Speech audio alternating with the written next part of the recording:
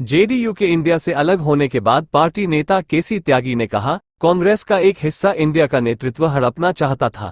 उन्होंने कहा, 19 दिसंबर को हुई बैठक में साजिश के तहत गठबंधन नेतृत्व के लिए मल्लिकार्जुन खड़गे का नाम सुझाया गया, जबकि मुंबई की बैठक में किसी का नाम आगे नहीं करने की बात हुई थी। दरअसल कांग्रेस का एक कॉकस इंडिया गठबंधन के नेतृत्व को हड़पना चाहता था। 19 दिसंबर को अशोका होटल में जो बैठक हुई थी, उसमें एक साजिश के तहत इंडिया गठबंधन का नेतृत्व करने के लिए श्री खड़गे का नाम सुझाया गया था। इससे पहले मुंबई की बैठक में सर्वसम्मति से तय हुआ था कि बगैर किसी का चेहरा आगे रखे बगैर ये इंडिया गठबंधन काम करेगा।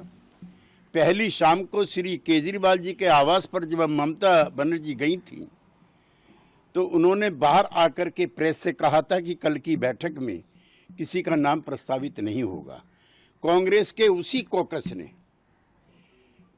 एक साजिश के तहत ममता बनर्जी के द्वारा उनका नाम सुझाया गया। यद्यपि श्री खड़गे जी ने बाद में उसको खुद ही अस्वीकार कर दिया।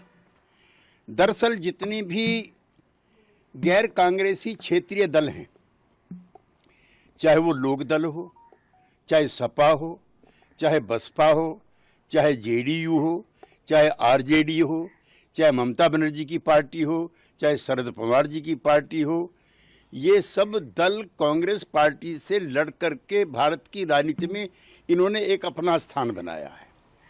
कांग्रेस पार्टी अपने सर्वाइवल के दौर से गुजर रही है। पिछले 2 लोकसभा चुनाव में नेता प्रतिपक्ष के लायक भी उनके पास सांसद नहीं थे, लिहाजा वो क्षेत्रीय जो नेतृत्व है इन दलों का, उनको समाप्त करना चाहते हैं। वो इनके विकास में रोड़ा है और उन्होंने सिस्टमेटिक तरीके से इस लड़ाई को लंबा खींचने का काम किया जो टिकट बंटवारे का था। हम मुंबई से भी और उससे पहले भी कहते रहे हैं कि सीटों का बंटवारा जल्दी होना चाहिए। वो भारतीय जनता पार्टी की ताकत को कम करके आंक रहे हैं या फिर उनको जानकारी नहीं है। हम उनके साथ रहे हैं, ग्रास रूट पे उनका काम है, साधन संपन्न पार्टी है, प्रधानमंत्री की लोकप्रियता है। उससे लड़ने के लिए जिस तरह का तामझाम होना चाहिए किसी गठबंधन के पास, उसका नितांत अभाव